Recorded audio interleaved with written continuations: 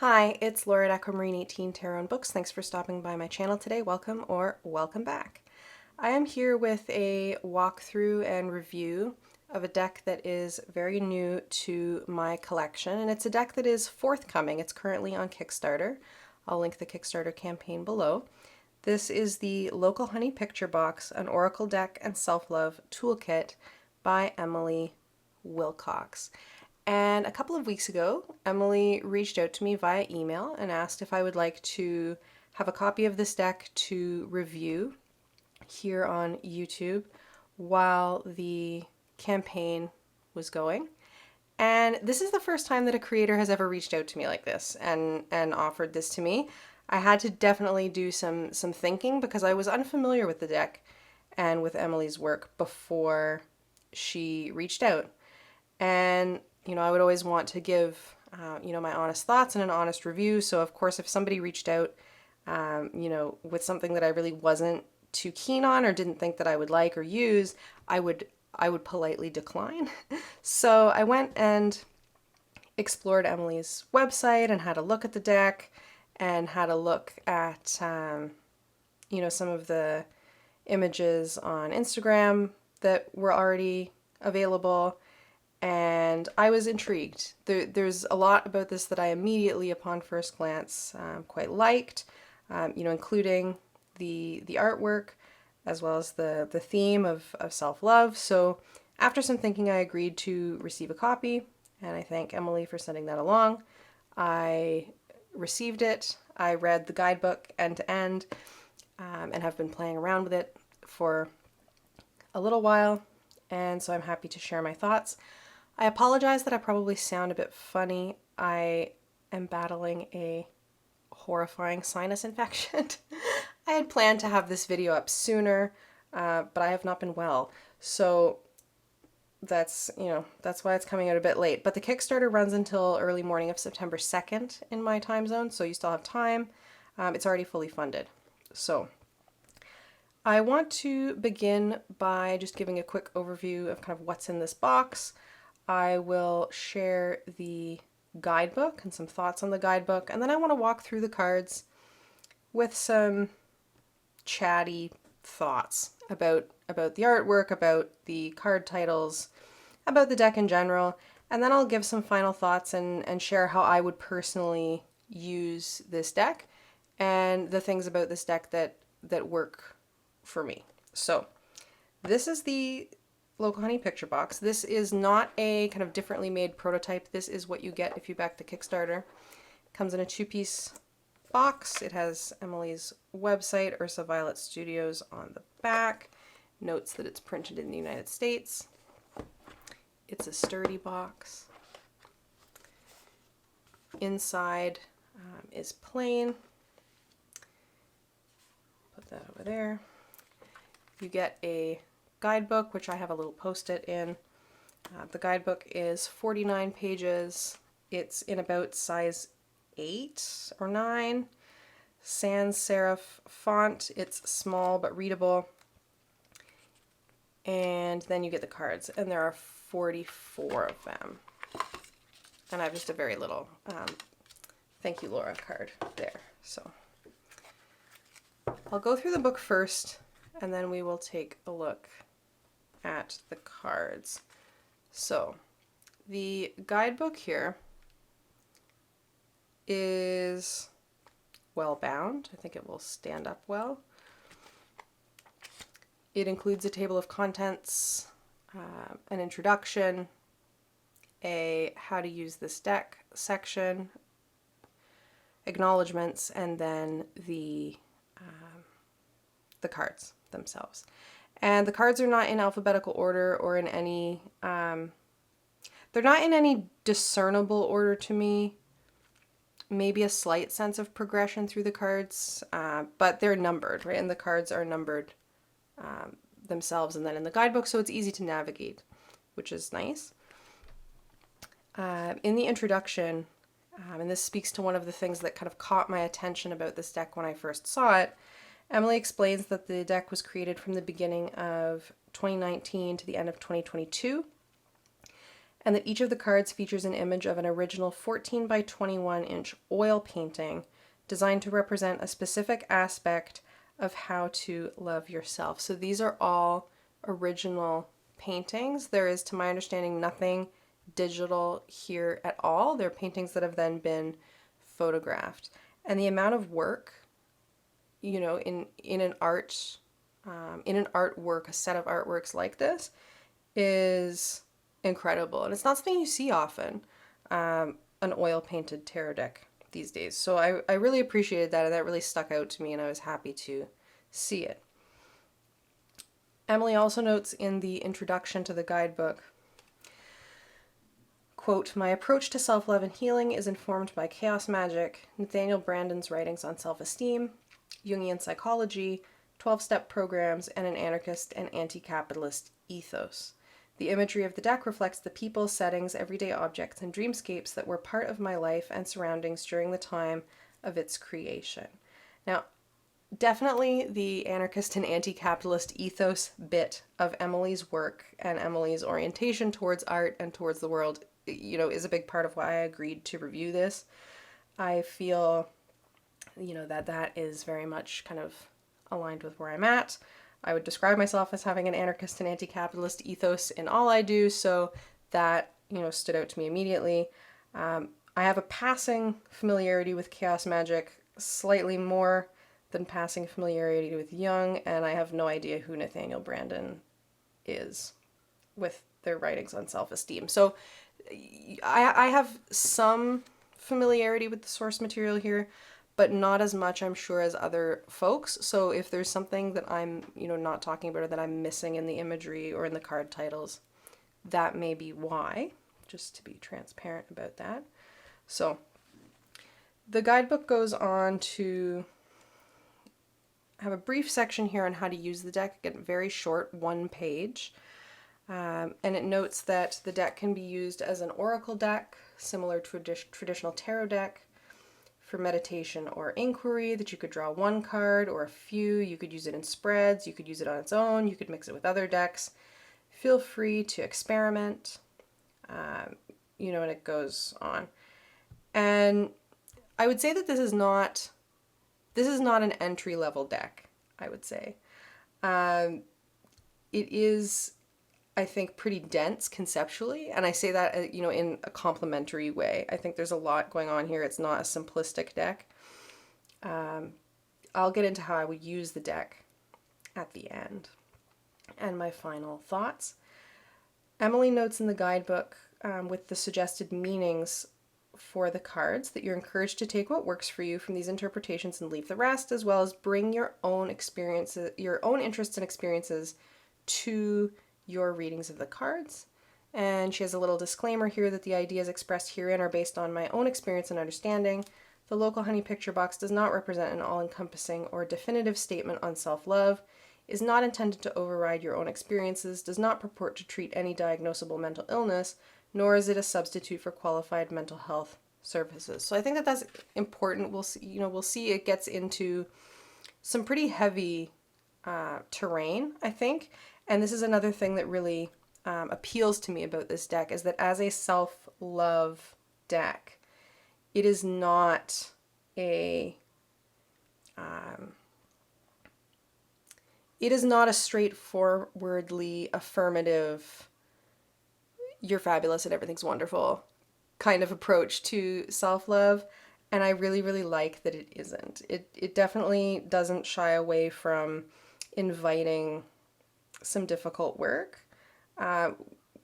which I think is really important and rare. So with that, I want to get to walking through the cards.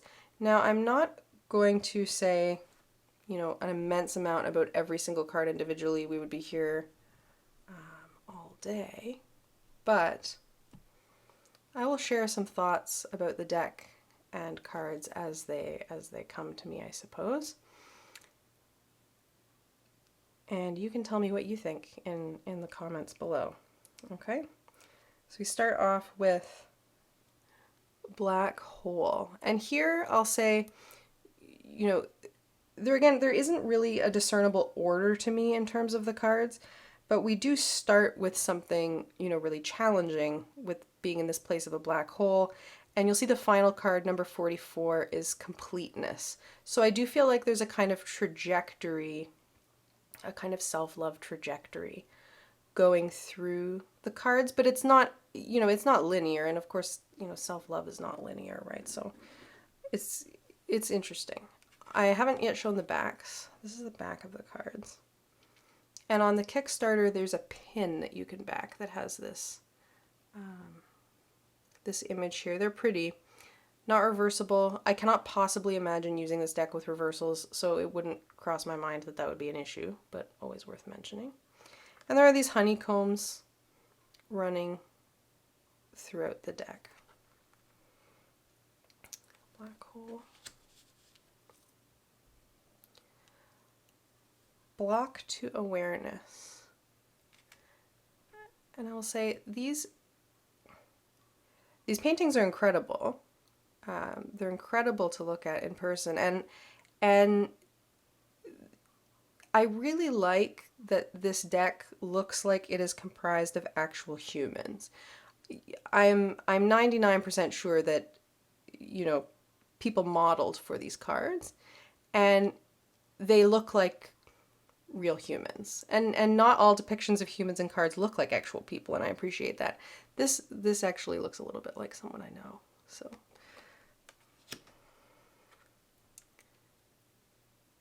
commitment.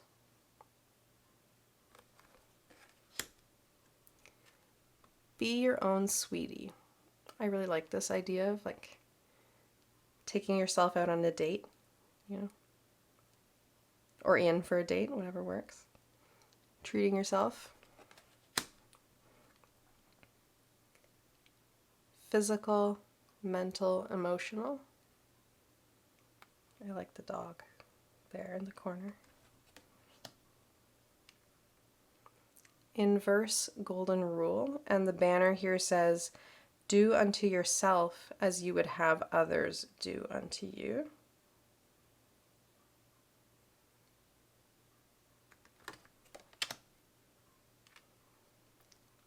Protect yourself. There's a lot of kind of starry sky running throughout this deck, which I really like.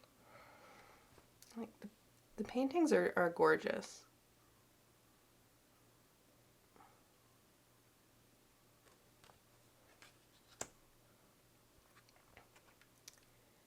How much do you trust yourself?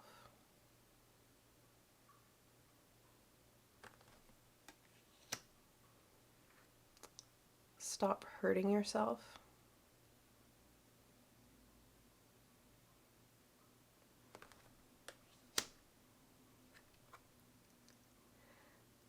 License to create.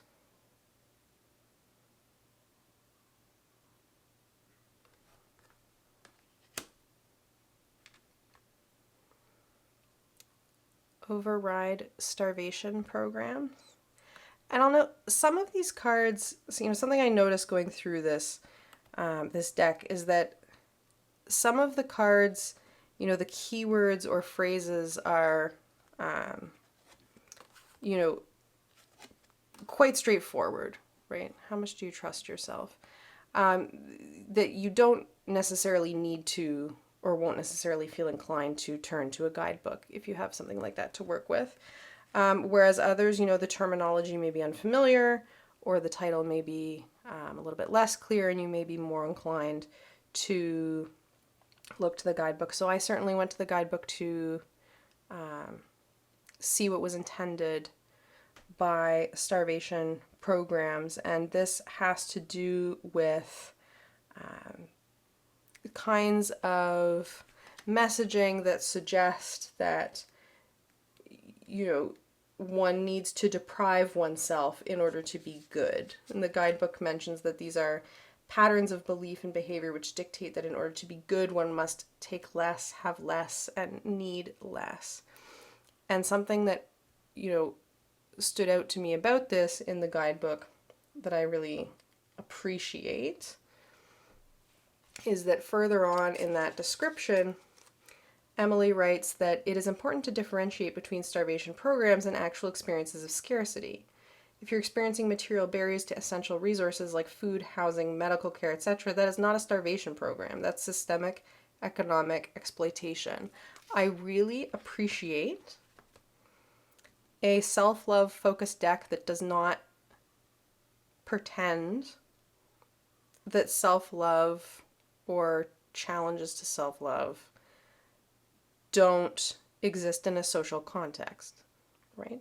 A social context wherein systemic inequalities privilege some and marginalize and deprive others, or wherein, self-love is challenged by,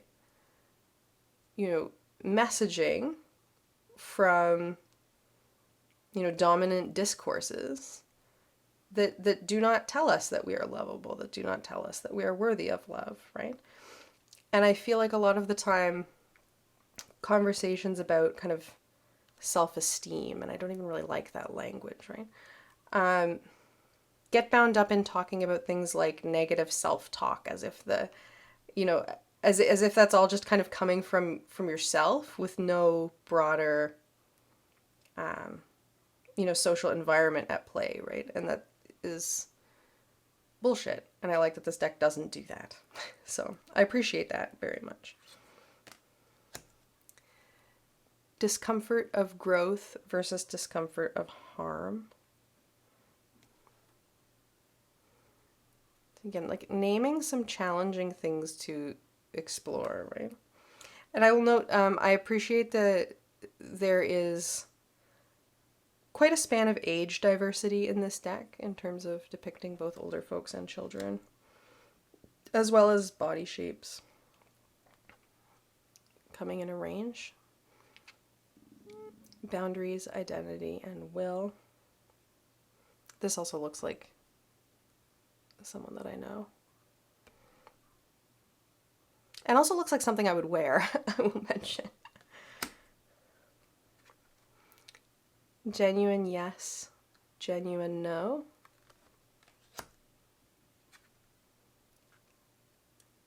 Self-sacrifice is an ego trap.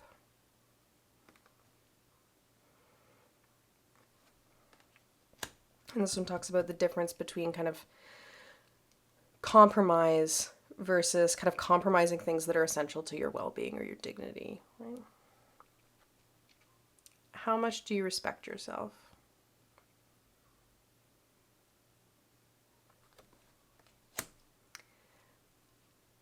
The Trinity. This is another one, and again, this is a kind of place where I don't know if my lower level of familiarity with some of the source material is the issue. I would have no idea what this was referring to if it wasn't for the guidebook. Now, the guidebook explains a trinity here in this context as representing 3 key components to personal growth, being look at yourself, deal with yourself, and be kind to yourself. And then it explains each of those 3 and how each of those 3 supports the other 2. Looking at yourself honestly, taking responsibility, and being accepting and loving towards yourself. So I like that. Definitely a guidebook card for me, for sure. Love is alchemy. Rebellion says no gods, no masters. Well, after my anarchist tired here. Navigate conflict by grounding in self-love.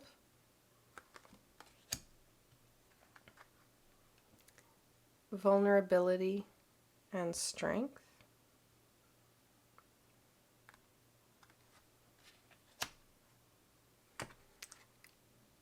Grief allowance. I like the guidebook entry for this. It talks about kind of living in a grief illiterate culture wherein grief is dismissed or pathologized or, told to get over it and things like this, and the importance of grief and grief as a process. I like how Emily talks about that. Emotional landfill.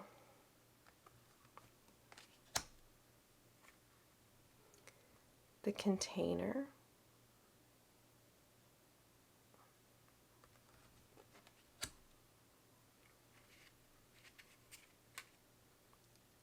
Speak your truth.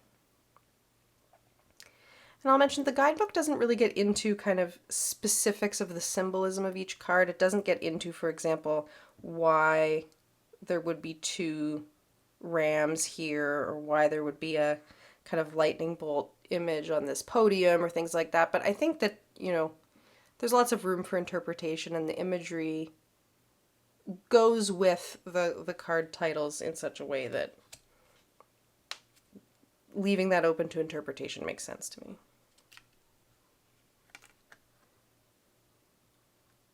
Uncensor yourself.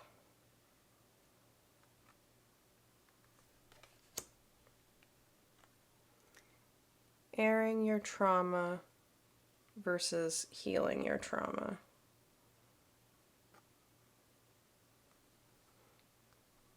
A lot of these look like people that I know. Triggers as arrows. This guidebook entry talks about trigger responses as indicative of areas where healing is needed, you know, which may include trauma therapy of various sorts. Honor your pace. I love this card as a Taurus moon, you know, Mars and Taurus. I'm stubborn about my pace. Honor my pace. Thank yourself. I love this. That's the box image. Giving yourself a hug.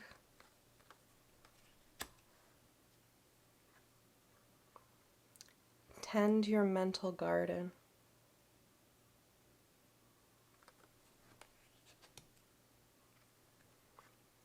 See yourself. Really like this image a lot. It's kind of simple in terms of its layout, but there's a lot there.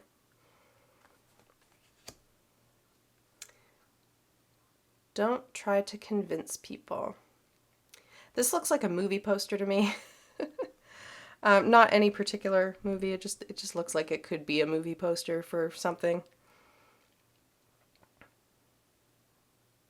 About not trying to expend energy, you know, convincing somebody to see something that they're they're just not interested in seeing, which is challenging, you know, not always the right thing to do, but something to think about. Stay curious.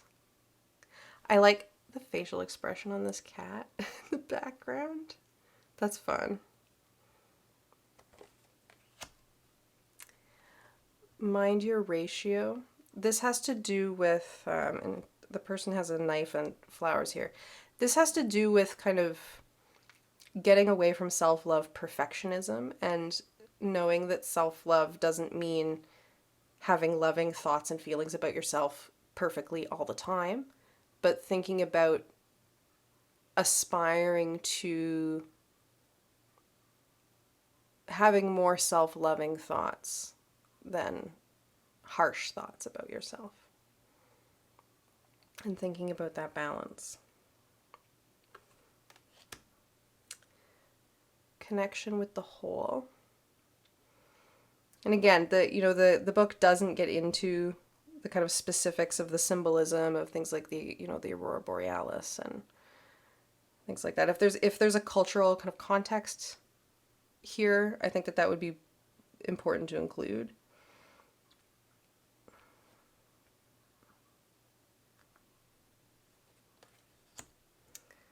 Forgiveness through repair.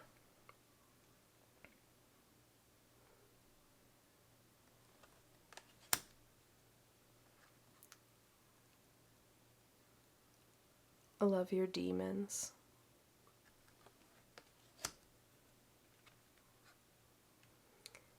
Make room for opposites. And they have, if you look at them, they're the different kind of exposures on the two images. Reality check.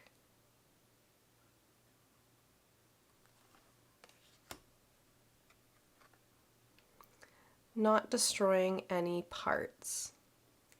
And here the guidebook talks about kind of carceral logics and, trying to get away from this kind of ways of thinking that just kind of banish or lock away particular people or particular, parts of oneself, right? As this kind of punishment logic that is oppressive. I like what Emily has to say about this a lot. The welcome lounge is kind of creating a space for difficult parts of yourself.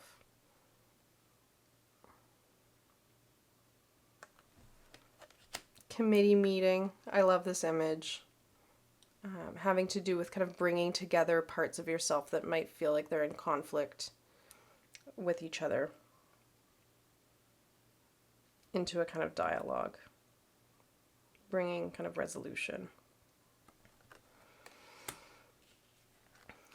And finally, completeness. And the two banners here say self-esteem and emotional availability. And emotional availability, Emily talks about in terms of kind of for yourself, like being open to experiencing one's own full range of emotions as opposed to kind of trying to numb or block off particular kinds of feelings.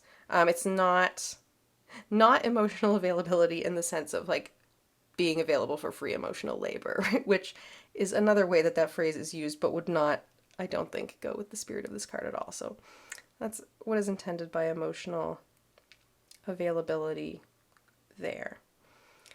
So that's the deck, 44 cards. Now, what do I like about this? I really like the oil painting artwork. Just so much work going into a deck like this, I think. I really like, again, that the approach to self-love in this deck is not one that glosses over, serious challenges, whether that's, grief or pain or loss or, challenging parts of oneself. It's also one that doesn't gloss over systemic kinds of challenges and systemic inequalities in the world. For a self-love deck, it is quite confrontational, and I say that, as a good thing. I think that that's an important, it's an important thing. We don't see it very often, I don't think, in self-love conversation so much. So I appreciate that. I really like that for the very, very vast majority, the guidebook is entirely gender neutral. There is one kind of very brief comment about masculinity and femininity being kind of functions that exist in everybody, which can be, I'm going to just ignore that because no. But other than that, it's a completely gender neutral deck, which I think is fantastic.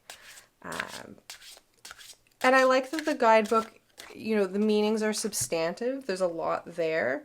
But for the most part, other than maybe a few cards that I've mentioned that I wouldn't have necessarily known what to do without the guidebook, with the exception of those few, you could absolutely completely work with this, without reference to the guidebook at all, right? there's so much you could get from a card, like be your own sweetie, without really needing to read the guidebook. Though the guidebook is a great read, so it's versatile in that way.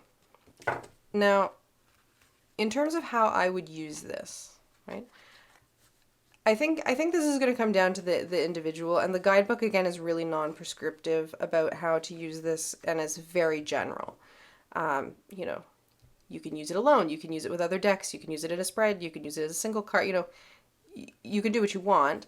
I would personally not read this in a big spread. I think that the concepts are big enough that this could feel very overwhelming, I think. I certainly wouldn't read in a spread any larger than this. And realistically, I think probably a single card is how I will work with this deck the most.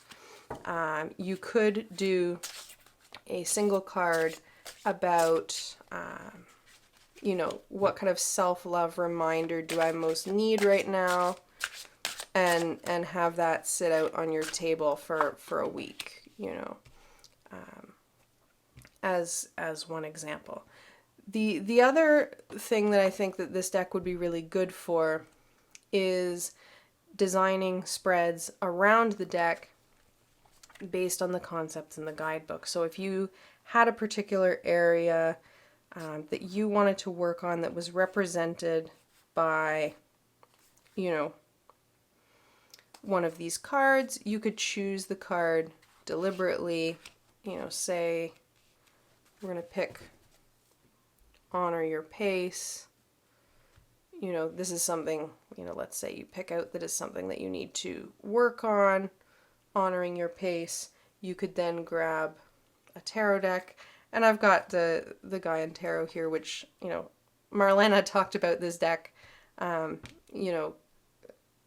of going with this one in her discussion of the local honey picture box as well. And this was the one that immediately jumped to mind for me too. It's another one where, the amount of work in the individual paintings is so tremendous and wonderful that they feel like a natural fit. You could choose something, again, like Honor Your Pace and say, this is what I'm going to work on, and then just come up with a very basic spread around that to say, where am I not currently honoring my pace? How is that affecting me right now? What can I do right now to honor my pace in a better way?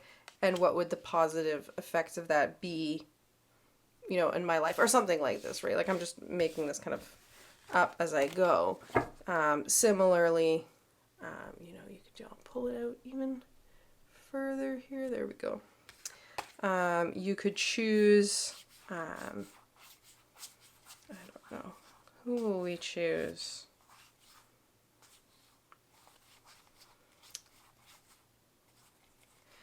If you want to choose the committee meeting, you could think about kind of, I'm not going to shuffle repeatedly, it's not really a real reading, but you could think, okay, here's this parts of myself that need to kind of have a dialogue right now that are perhaps, conflicting in some way, and what bringing that together, might look like. You could go to, grief allowance and construct a reading about grief and put that around the card there. You could pick something that you're trying to work from and that you're trying to work towards, and put a few tarot cards between them to represent how you might get there. There's a lot of things I think that you could do with this in terms of designing spreads around it, and that is the way that I would personally work with this. I think that these are some really big concepts, and I think that they're, in quite a few cases, some really challenging concepts that, I'm not gonna draw 6 of them, I think that would just be total overwhelm, at least for me personally. But you know, picking one and then finding ways to work with that, with tarot or with another oracle if you want around it, I think would be a great way to work with this. And I think a single card draw would be a great way to work with this. And that's how I will be making use of the Local Honey picture box in my self-love practice. So thank you again to Emily for sharing a copy of this deck with me and for bringing your wonderful deck to my attention. I'm really enjoying getting to know it and look forward to working with it further. Thank you so much. I wish you all a great day, and I'll see you again soon. Bye.